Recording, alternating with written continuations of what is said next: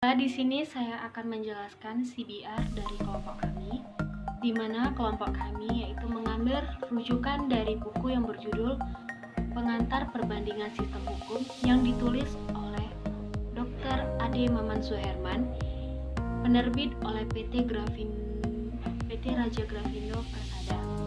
Nah, di dalam buku ini yaitu terdapat beberapa poin penting, yaitu yang pertama pengertian hukum, yang kedua tujuan hukum, dan yang ketiga pembagian keluarga hukum dunia. Nah, sekarang kita memasuki tentang pengertian hukum.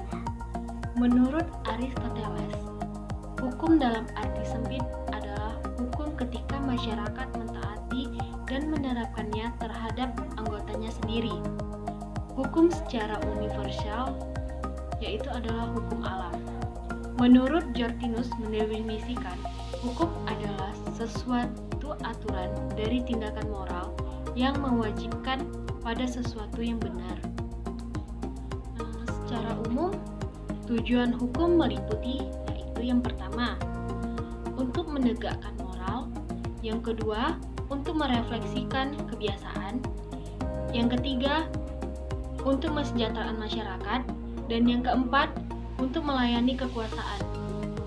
Adapun pembagian keluarga hukum dunia, menurut Ryan David, mengkelompokkan 4 hukum, yaitu yang pertama hukum Romawi Jerman, yang kedua hukum kebiasaan, yang ketiga hukum sosialis, dan yang keempat konsepsi-konsepsi hukum dan tatanan sosial lainnya. Di sini saya akan membahas mengenai hukum Romawi Jerman. Hukum Romawi Jerman mulai tumbuh di dataran Eropa sekitar abad ke-12 yang dibawa oleh kalangan Universitas di sebagai usaha bersama pada Corpus Juris dari Kaisar Justinius. Nama Romawi Germania tersebut diambil untuk memperingati usaha-usaha bersama jurus-jurus negara lain dan Jerman dalam mengembangkan pengetahuan hukum dataran Eropa.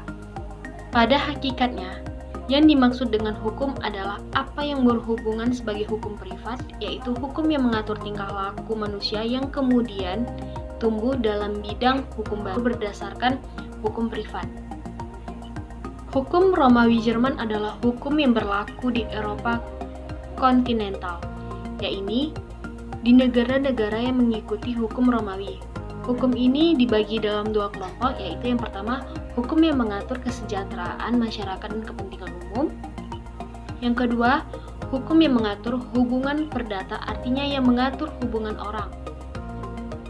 Terbentuknya hukum Romawi di Eropa yaitu disebabkan oleh beberapa faktor, yaitu yang pertama terjadinya penjajahan di negara-negara Eropa kontinental oleh bangsa Romawi. Yang kedua, karena bangsa-bangsa negara di Eropa kontinental menganggap hukum Romawi lebih sempurna. Yang ketiga, banyak mahasiswa yang mempelajari hukum-hukum di Italia yang kembali menerapkan hukum tersebut di negaranya sendiri. Dan yang keempat, universitas di Jerman mempunyai peranan yang besar dalam mengembangkan dan memperluas hukum Romawi di daratan Eropa. Sekian dari CBR kelompok kami, selanjutnya akan dilanjutkan oleh CGR. Terima kasih. Baik, terima kasih. Saya Natalie Angelina Manurung. Di sini kami akan memaparkan temuan kami terhadap Critical Journal Review, di mana identitas jurnalnya berjudul Pengaduan Konstitusional di Negara Federal Jerman. Di sini dijelaskan bahwasanya Jerman merupakan negara demokrasi parlementer yang dipegang oleh kanselir. Menurut pasal 90 ayat 1 konstitusional Jerman, yaitu setiap orang berhak untuk mengajukan permohonan sejauh ia mampu memegang hak-hak dasar. Keberadaan pengaduan konstitusional di Jerman dengan lingkup yang luas dan akses yang terbuka lebar ke sebuah MK telah memperkuat kepercayaan akan tertanamnya hukum Jerman. Mekanisme putusan atas pengaduan konstitusional, yaitu negara Jerman telah menetapkan sistem yang disebut sistem Kammer ataupun Dewan Hakim. Menurut sistem ini, majelis hukum atau majelis hakim pengaduan konstitusional dan juga tidak ada alasannya untuk itu.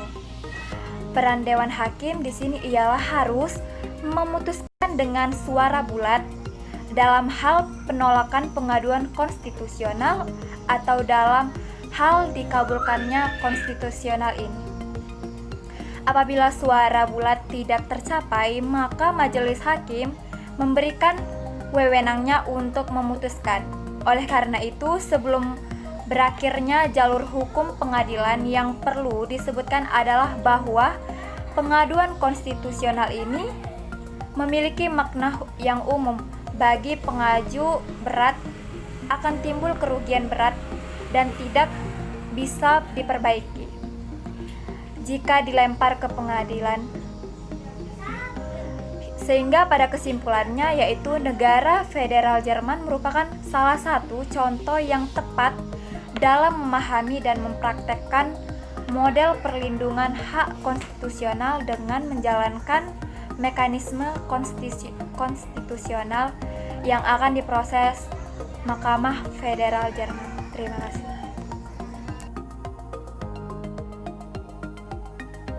Di sini saya akan mempresentasikan bagian mini riset kami yang berjudul Undang-Undang Nuremberg pada masa Nazi pemerintahan Adolf Hitler di Jerman. Setelah Adolf Hitler menjadi kanselir Jerman pada bulan Januari 1933, dia bergerak cepat untuk menjadikan Jerman sebuah kediktatoran berparpol tunggal dan untuk mengorganisasikan kekuasaan kepolisian yang diperlukan untuk menjalankan kebijakan Nazi.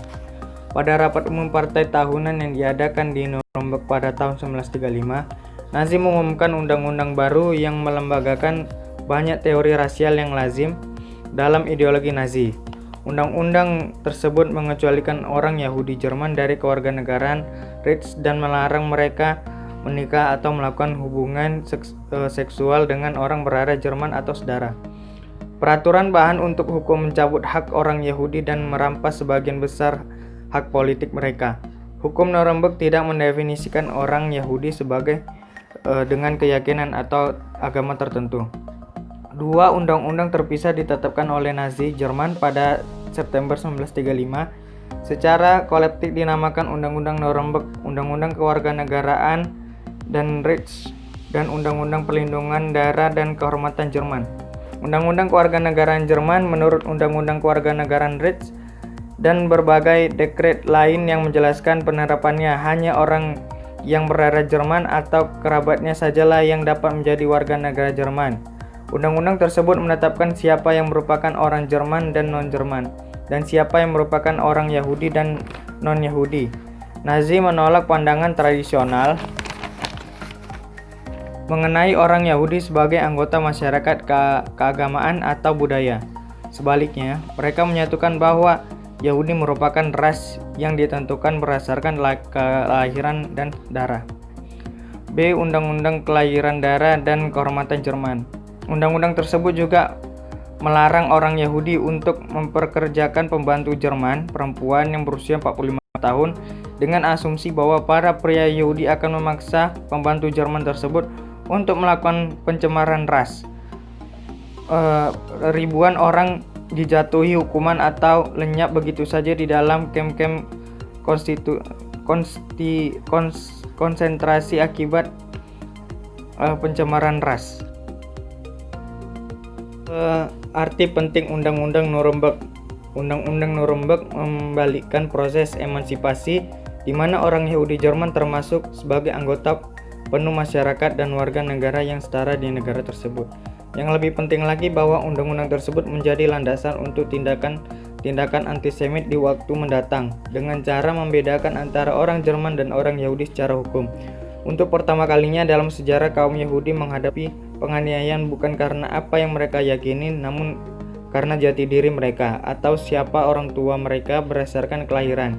Di bawah kepemimpinan Nazi di Jerman, tidak ada pengakuan keyakinan, tindakan, atau pernyataan apapun yang bisa mengubah orang Yahudi menjadi orang Jerman. Demikian hasil pemaparan mini riset kami. Selanjutnya akan dibahas oleh Yohana rekayasa idenya. Nah, di sini dalam proyek kelompok kami membuat berupa video animasi pembelajaran tentang penerapan hukum di Jerman. Nah, di sini kami memiliki tujuan kenapa sih membuat video animasi pembelajaran. Tujuannya itu adalah untuk mempermudahkan kita dalam memahami apa sih hukum yang berlaku di Jerman tersebut. Nah, berikut penjelasannya. Kami sudah melampirkan link YouTube-nya. Silakan teman-teman menontonnya ya.